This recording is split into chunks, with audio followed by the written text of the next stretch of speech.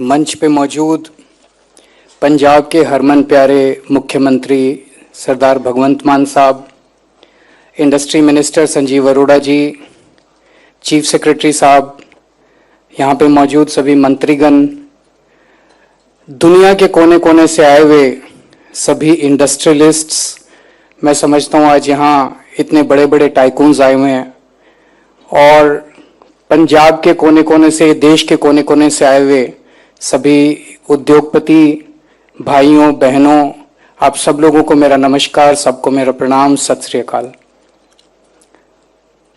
सबसे पहले मैं आप सब लोगों का आज के इस मौके पे बहुत बहुत तहे दिल से स्वागत करता हूं। आप में से बहुत सारे ऐसे लोग हैं जो बाहर से आए हैं, पंजाब के बाहर से आए हैं। उन सबको मैं बहुत बहुत दिल से शुक्रिया अदा करता हूं, आपने समय निकाला इस बेहद महत्वपूर्ण कॉन्फ्रेंस में आने के लिए। कई लोग रात को पहुंचे, कई लोग सुबह पहुंचे। आप सबसे निवेदन है, Punjabis are suppose to be very good hosts. अगर आपको किसी तरह की कोई भी तकलीफ हो, please don't hesitate to get back to अस।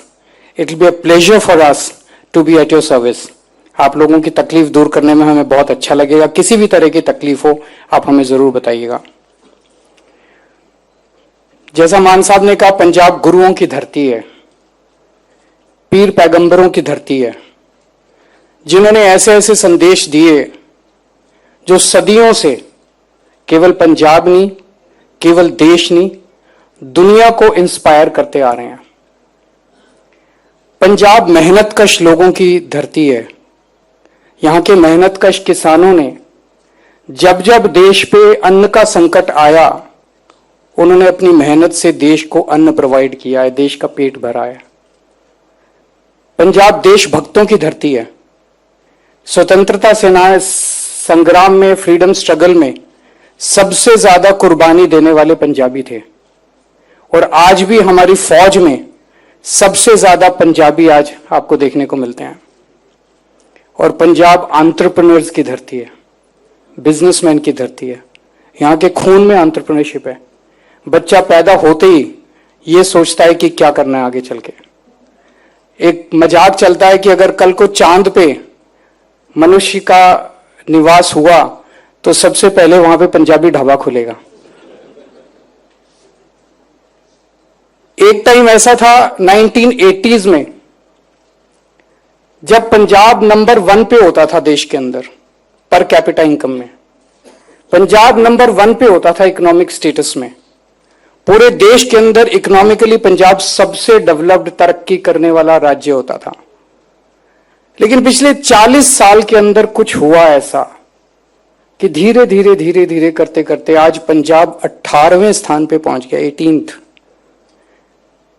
पिछले 40 साल में क्या हुआ, मैं उसमें नहीं जाऊंगा, because this is not a political platform. लेकिन जब हमने 2022 में सरकार संभाली तो उस वक्त एक बहुत ग्लूमी एटमॉस्फेयर था। इंडस्ट्री छोड़ छोड़ के पंजाब छोड़ के जा रही थी। कोई मध्य प्रदेश जा रहा था, कोई हिमाचल प्रदेश जा रहा था, कोई उत्तर प्रदेश जा रहा था। इंडस्ट्री छोड़ के जा रही थी। पंजाब की इकोनॉमिक हालत बहुत खराब थी, बहुत ज्यादा कर्जा था पंजाब के अंदर। उस हालत में हमने पंजाब को संभाला था। हमने क्या किया, कैसे किया, इसको 2 मिनट में बताता हूं, पर थोड़ा सा डाइवर्जन। आम आदमी पार्टी को मैं पार्टी नहीं मानता। आप लोगों की भाषा में आम आदमी party is a political startup और आप लोगों की भाषा में इट इज अ यूनिकॉर्न। मैं समझता हूं कि जो तरक्की आम आदमी पार्टी ने पिछले कुछ वर्षों में की है, जुम्मा 10-12 साल हुए हैं और 10-12 साल के अंदर आम आदमी पार्टी एक नेशनल पार्टी बन गई है। आम आदमी पार्टी युवाओं की पार्टी है, पढ़े लिखे लोगों की पार्टी है। हमारी पार्टी में आपको आईआईटी के इंजीनियर मिलेंगे, आपको आईआईएम के मैनेजर्स मिलेंगे, आपको चार्टर्ड अकाउंटेंट्स मिलेंगे, ऑक्सफोर्ड में पढ़े हुए लोग मिलेंगे, वकील मिलेंगे, पत्रकार मिलेंगे। पढ़े लिखे लोगों की पार्टी है। तो जब भी कोई समस्या आती है तो हम उसको एक साइंटिफिक तरह से एनालिसिस करने की कोशिश करते हैं। तो जब हमने पंजाब में सरकार संभाली और सामने अंधेरा ही अंधेरा था, तो हमने ये देखने की कोशिश की कि ऐसे बहुत सारे देश हैं जो एक वक्त भारत से बहुत पीछे होते थे और आज बड़ी तरक्की कर गए। उन देशों ने क्या किया? आप साउथ कोरिया ले लीजिए, जापान ले लीजिए, जर्मनी ले लीजिए, सिंगापुर ले लीजिए, चाइना ले लीजिए। जापान और जर्मनी सेकेंड वर्ल्ड वॉर के बाद बिल्कुल तहस नहस हो गए थे, आज कितने डेवलप्ड कंट्रीज हो गए। सिंगापुर जब आजाद हुआ तो सिंगापुर में कुछ भी नहीं था, बुरा हाल था, हमसे बहुत पीछे था उस वक्त सिंगापुर। आज सबसे ज्यादा पर कैपिटा इनकम सिंगापुर की है। कोरियन वॉर के बाद साउथ कोरिया का बुरा हाल था, आज south Korea is one of the most developed countries. China कुछ दशकों पहले इंडिया से बहुत पीछे था, आज चाइना दुनिया का नंबर 1 कंट्री बना हुआ है। उन्होंने ऐसा क्या किया? तो दो चीजें मोटी मोटी निकल के आ रही हैं जो उन्होंने की और वहां से हम लोगों ने प्रेरणा ली। एक, उन्होंने अपने इंडस्ट्री के लोगों के साथ बैठ के ये देखा कि क्या करना है जिससे कि बहुत बड़े स्तर के ऊपर इंडस्ट्रियल डेवलपमेंट हो सके। इंडस्ट्री को क्या चाहिए, लोगों को क्या चाहिए, बिजनेस करने वाले लोगों को क्या चाहिए। इंडस्ट्रियल डेवलपमेंट बहुत 4% ग्रोथ, 5% ग्रोथ नहीं, एक बहुत एक्सपोनेंशियल ग्रोथ अगर आपको चाहिए तो क्या करने की जरूरत है। और दूसरा, उन्होंने अपने ह्यूमन कैपिटल में इन्वेस्ट किया। इन दो चीजों को मद्देनजर रखते हुए हमने वही किया। मैंने और मान साहब ने पिछले 2-3 साल के अंदर पंजाब के अंदर जगह जगह घूम घूम के सनतकार मिलनी, व्यापारी मिलनी, यानी कि इंडस्ट्रियलिस्ट और ट्रेडर्स व्यापारियों के साथ मिल मिल के इतनी मीटिंग्स की हैं, इतनी मीटिंग्स की हैं और उनकी बातें सुनी है कि आपको क्या चाहिए। अगर हम अपने एसी कमरे में हम या अफसर बैठ के ये सोचे कि हमें सब कुछ पता है, हमें कुछ नहीं पता। हमें नहीं पता टेक्सटाइल कैसे काम करता है, हमें नहीं पता ये हॉस्पिटैलिटी इंडस्ट्री कैसे काम करती है, हमें नहीं पता रियल एस्टेट क्या। आपकी क्या तकलीफ है, आपको क्या चाहिए। ये सारी मीटिंग्स के बाद मोटे मोटे तौर पे एक बात निकल के आई कि लोग सरकार से दुखी हैं, सरकार की इंटरफेरेंस से दुखी हैं। अगर एक ही डिमांड है कि सरकार इंटरफेयर करना बंद कर दे, हमें अपना काम करने दो, हमें अपना धंधा करने दो। 24 घंटे हम सरकार का कभी ये डिपार्टमेंट, कभी वो डिपार्टमेंट, कभी ये अप्रूवल, कभी वो अप्रूवल, कभी ये पेनल्टी, कभी ये धमकी, कभी ये इंस्पेक्टर, कभी वो इंस्पेक्टर, फंसे हुए हैं सारे हमारे व्यापारी इस तामझाम के अंदर। तो वहां से हमने प्रेरणा लेके कई सारी चीजें शुरू की। सबसे पहले हम लोगों ने पिछले साल जून 25 के अंदर फास्ट ट्रैक पंजाब पोर्टल बनाया, जिसमें फ्लैट, अगर आप कोई नई इंडस्ट्री लगाना चाहते हैं या आप एग्जिस्टिंग इंडस्ट्री को एक्सपैंड करना चाहते हैं तो फ्लैट 45 डेज के अंदर आपको अप्रूवल मिलेगा। सिंगल विंडो सिस्टम, आप वहां पे अप्लाई कीजिए, ऑनलाइन अप्लाई कीजिए, आपको किसी से मिलने की जरूरत नहीं है, कहीं जाने की जरूरत नहीं है। 45 डेज में अगर आपको अप्रूवल ना मिले तो 46वें दिन कंप्यूटर के अंदर सॉफ्टवेयर में डाल दिया, ऑटोमेटिक जनरेट हो जाता है कंप्यूटर से, आपको डीम्ड अप्रूवल, सारे डिपार्टमेंट्स की अप्रूवल मिल गई, आपको कहीं जाने की जरूरत नहीं है। जब मैं ये कह रहा हूं, आप में से बहुत सारे लोग सिनिकली सोच रहे होंगे मन में, पूरे देश के अंदर, मैं भी पहले सरकार में ही काम करता था, एक अफसर की तरह काम करता था। ये सिंगल विंडो शब्द बड़ा खराब हो गया, जिसको देखो वही कहता सिंगल विंडो, जिसको देखो वही कहता सिंगल। होती नहीं है सिंगल विंडो, कहीं कहने को होती है सिंगल, पर पंजाब की अलग है।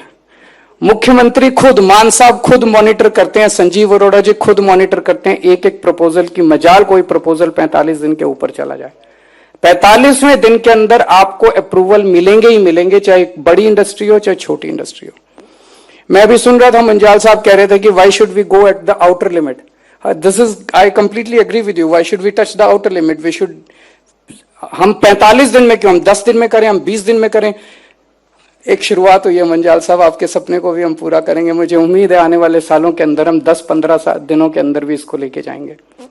लेकिन एक जमाना ऐसा था हमारे टाइम के पहले, हमारी सरकार के पहले, कि जब तक आप चढ़ावा नहीं चढ़ाते थे किसी ना किसी मंत्री को या किसी ना किसी अफसर को, तब तक आपको अप्रूवल मिलता नहीं था। कई कई महीने, कई कई साल लग जाते थे। आप इंडस्ट्री सेटअप करना चाहते हो, आपको सिफारिश चाहिए होती थी, रिश्वत चाहिए होती थी और उसके बावजूद भी काम नहीं होता था कई कई। अब ऐसा नहीं है, आपको किसी को पैसे देने की जरूरत नहीं है, कोई सिफारिश करने की जरूरत नहीं है, अप्लाई करो, 45वें दिन आपको मिलेगी अप्रूवल। दूसरा किया गया एमएसएमई के लिए। एमएसएमई 125 करोड़ रुपए तक का अगर आपका इन्वेस्टमेंट है, आपको किसी अप्रूवल की जरूरत नहीं है, आपको वहां पे 45 दिन की भी जरूरत नहीं है। आप अप्लाई कीजिए, 5 दिन के अंदर आपको लेटर हो जाएगा। सेल्फ सर्टिफिकेशन लेते हैं हम, एफिडेविट लेते हैं आपसे कुछ, वो एफिडेविट दीजिए, सेल्फ सर्टिफिकेशन दीजिए, 5 दिन के अंदर आप अपने ऑपरेशंस चालू कर सकते हैं। मुझे लगता है पूरे देश के अंदर इस तरह की सुविधा किसी के पास नहीं है। इस तरह के अप्रूवल्स, डीम्ड अप्रूवल्स आपको किसी भी देश के अंदर कहीं नहीं मिलते। इसके बाद हमने ह्यूमन कैपिटल में इन्वेस्ट करना चालू किया, क्योंकि अगर आपके पास पढ़े लिखे लोग नहीं होंगे, स्वस्थ लोग नहीं होंगे, हेल्दी लोग नहीं होंगे, इंडस्ट्री चलाएगा कौन? इंडस्ट्री चलेगी कैसे? जैसा मैंने कहा, बाकी सारी कंट्रीज को जब हमने स्टडी किया तो हमने ये देखा कि उन्होंने सबसे ज्यादा, जापान ने, जर्मनी ने, सिंगापुर ने, मैंने ली कुआं यू की किताब पढ़ी है, उन्होंने सबने सबसे ज्यादा इन्वेस्ट अपने हेल्थ और एजुकेशन में किया। वही हमने पंजाब के अंदर, पहले हमने दिल्ली में किया, पंजाब के अंदर इन्वेस्ट करना चालू किया। आज मुझे बेहद खुशी है ये कहते हुए कि सेंट्रल गवर्नमेंट ने एक स्टडी करवाई है, हमने नहीं की, सेंट्रल गवर्नमेंट की स्टडी है, सारे स्टेट्स की। जब हमने सरकार संभाली थी, पंजाब शिक्षा के क्षेत्र में 18वें नंबर पे था। पिछले साल पंजाब शिक्षा के क्षेत्र में नंबर 1 पे आया पूरे देश के अंदर। Just in 3 years, last year, just in 3 years, we are at number 1 position in education. आज हमारे सरकारी स्कूलों के पंजाब के बच्चे, जिनको पहले बेचारों को ये नहीं पता था जेई होता क्या है, उनको ये नहीं पता नीट होता क्या है, उनको पेपर पता नहीं थे, आज सरकारी स्कूलों के पिछले साल 300 सरकारी स्कूलों के बच्चों ने जेई पास किया है, 800 सरकारी स्कूलों के बच्चों ने नीट पास किया है। आज हमारे सरकारी स्कूलों के टीचर्स को फिनलैंड, सिंगापुर, कनाडा ट्रेनिंग के लिए भेजा जा रहा है, और एक पूरे माहौल के अंदर एक बहुत पॉजिटिविटी है कि बच्चों को भी लग रहा है कि हमें अच्छी शिक्षा मिल रही है। हेल्थ के क्षेत्र में भी, पहले अगर किसी के घर में कोई गरीब आदमी और बीमार हो जाए, आप सुनते होंगे पहले किसान कितनी खुदकुशी करते थे, और एक बहुत बड़ा कारण किसानों की खुदकुशी का था, घर में कोई बीमार हो गया, लोन लेना पड़ गया, लोन वापस नहीं कर पाया, उसने खुदकुशी कर ली। अब अगर कोई बीमार होता है तो उसे खुदकुशी करने की जरूरत नहीं है। सरकारी अस्पताल बहुत अच्छे कर दिए, और अभी जो 10 लाख रुपए की स्कीम आई है, आप सबसे बड़े से बड़े मैक्स, फोर्टिस, जितने भी बड़े बड़े हॉस्पिटल आप इमेजिन कर सकते हैं, वहां पे गरीब किसान और गरीब मजदूर को 10 लाख रुपए तक का फ्री इलाज, चाहे कोई भी बीमारी हो उसका इलाज फ्री होता है। इस तरह का यूनिवर्सल हेल्थ केयर, यूनिवर्सल सुरक्षा चक्र आपको कहीं देखने को कहीं भी नहीं मिलेगा। और इन सब का नतीजा आना चालू हुआ, जो अभी संजीव अरोड़ा जी ने कहा, पिछले 4 साल में 1.5 लाख करोड़ रुपए की इन्वेस्टमेंट पंजाब में आई है। और ये मैं एमओयूज की बात नहीं कर रहा, 1.5 लाख करोड़ रुपए की इन्वेस्टमेंट जो शुरू हो गई है, जमीन खरीद ली गई है, प्रोजेक्ट्स आर ऑन ग्राउंड शुरू हो चुकी है, जिससे 5.5 लाख नौकरियां जनरेट होंगी हमारे बच्चों के लिए। और आने वाले समय के लिए और भी बहुत इंप्रेसिव टारगेट्स रखे गए हैं। अब एक विचार मैं अंत में आप लोगों के सामने छोड़ के जाना चाहता हूं, जो मुझे बहुत ट्रबल करता है। हमारा देश, मैं समझता हूं, बहुत महान देश है, बहुत पुराना देश है। हमारे देश को, जैसे भी मान साहब ने कहा, भगवान ने क्या नहीं दिया, सब कुछ दिया भगवान ने। मैं हमेशा कहता हूं कि जब भगवान ने पृथ्वी बनाई तो सबसे संपन्न और सबसे खूबसूरत देश उसने भारतवर्ष को बनाया। हमें पहाड़ दिए, हमें सारी जड़ी बूटियां दी, नदियां दी, सारे खनिज पदार्थ दिए, आयरन और ये वो कोयला, क्या नहीं दिया भगवान ने, कोई कसर नहीं छोड़ी हमें देने के लिए। और जब भगवान ने इंसान बनाया तो सबसे इंटेलिजेंट इंसान उसने भारत में बनाए। हमारे लोग सबसे इंटेलिजेंट हैं, जहां दुनिया में जाते हैं वहीं हमारे लोग राज करते हैं। दुनिया के ग्लोबल सीईओज उठा के देख लीजिए, माइक्रोसॉफ्ट का सीईओ इंडियन, अल्फाबेट का सीईओ इंडियन, आईबीएम का सीईओ इंडियन, एडोब का सीईओ इंडियन, चैनल का सीईओ इंडियन, नोवार्टिस का सीईओ इंडियन, पालो अल्टो का सीईओ इंडियन, और यहां जितने बैठे हुए हैं ये हमारे देश को नाम रोशन कर रहे हैं हमारे पूरे दुनिया के अंदर। तो भगवान ने हमें सब कुछ दिया, टैलेंट दिया, सारे रिसोर्सेज दिए। मुझे गर्व है अपने देश के ऊपर, और मुझे गर्व है अपने देश के लोगों के ऊपर, लेकिन मुझे बेहद दुख होता है जब हम चाइना से खिलौने इंपोर्ट करते हैं। मैं पढ़ रहा था चाइना से हम क्या क्या इंपोर्ट करते हैं, आपको भी जान के ताज्जुब होगा। आज मैं सुबह बात कर रहा था किसी और से, प्लास्टिक की बाल्टियां इंपोर्ट करते हैं हम चाइना से, सारी स्टेशनरी इंपोर्ट करते हैं चाइना से, रसोई में जो डिब्बे रखते हैं ना जिसमें मसाले रखते हैं वो डिब्बे प्लास्टिक के हम चाइना से इंपोर्ट करते हैं। एलईडी बल्ब इंपोर्ट करते हैं, डेकोरेटिव लाइट्स इंपोर्ट करते हैं, इलेक्ट्रिक केटल्स इंपोर्ट करते हैं, तारें इंपोर्ट करते हैं, मोबाइल फोन चार्जर इंपोर्ट करते हैं, अलार्म क्लॉक इंपोर्ट करते हैं, प्लास्टिक के खिलौने इंपोर्ट करते हैं, बैटरी के खिलौने, लक्ष्मी गणेश जो पूजा करते हैं हम दिवाली के मौके पे वो भी इंपोर्ट करते हैं। बहुत लंबी लिस्ट है। रावण मेघनाथ कुंभकर्ण जो ये हम खुद नहीं बना सकते क्या? ये हम खुद नहीं बना सकते क्या? हम खुद भी बना सकते हैं। हम क्यों नहीं बना सकते? हम बहुत यहां पे इतने बड़े बड़े लोग बैठे हैं, स्मॉल स्केल के, मीडियम स्केल के, बड़े बड़े लार्ज स्केल के, इतने बड़े बड़े लोग बैठे हैं, हम खुद नहीं कर सकते? हम खुद कर सकते हैं। फिर चाइना से इंपोर्ट करने की क्या जरूरत है? मैं किसी से बात कर रहा था, वो कह रहा था चाइना का माल सस्ता होता है। अरे हम क्यों नहीं बना सकते सस्ता माल? पंजाबियों को देके देखो, देखो जुगाड़ टेक्नोलॉजी से उनसे सस्ता ना बना के चाइना में इंपोर्ट ना कर दें तो। मैं खुद आईआईटी से हूं, मेरे दोनों बच्चे आईआईटी के हैं। मैं आईआईटी खड़गपुर से हूं, मेरे दोनों बच्चे आईआईटी दिल्ली से हैं। थोड़ी बहुत इंजीनियरिंग तो जानता हूं मैं भी। हमें मौका तो दो। हमें को 75 साल में हमारे देश की सरकारों ने हमारे देश के लोगों पर यकीन नहीं किया। यहां बैठे हुए लोग बहुत टैलेंटेड हैं, इस हॉल के अंदर बैठे हुए, बाहर बैठे हुए लोग बहुत टैलेंटेड हैं, उनको मौका तो दो। हमारे सिस्टम इतने खराब हैं देश के अंदर कि किसी को कुछ करने ही नहीं देते।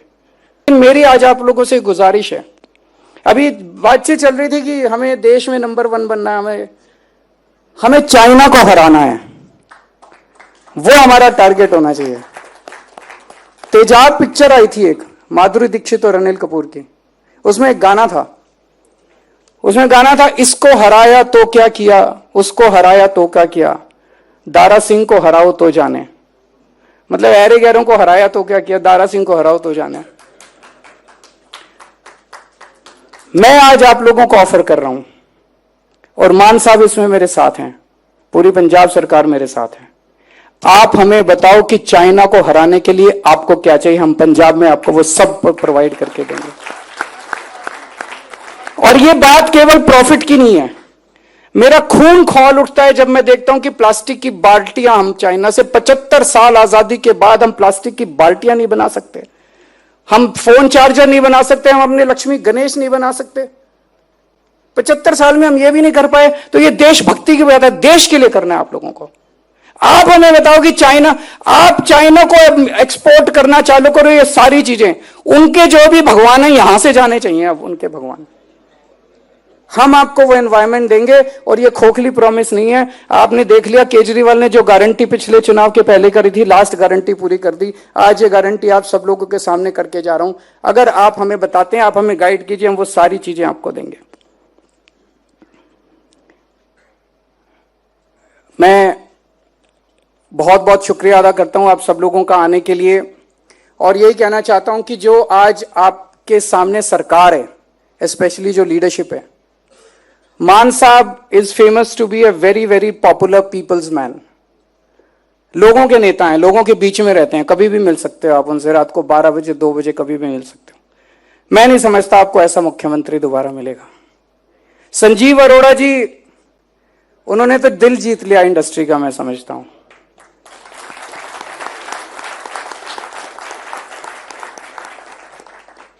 कल मेरे पास एक इंडस्ट्रियलिस्ट आया, बोला जी इनको रात को 2, पता नहीं सोते कब है, रात को 2 बजे फोन करो तो 2:01 पे उनका जवाब आ जाता है।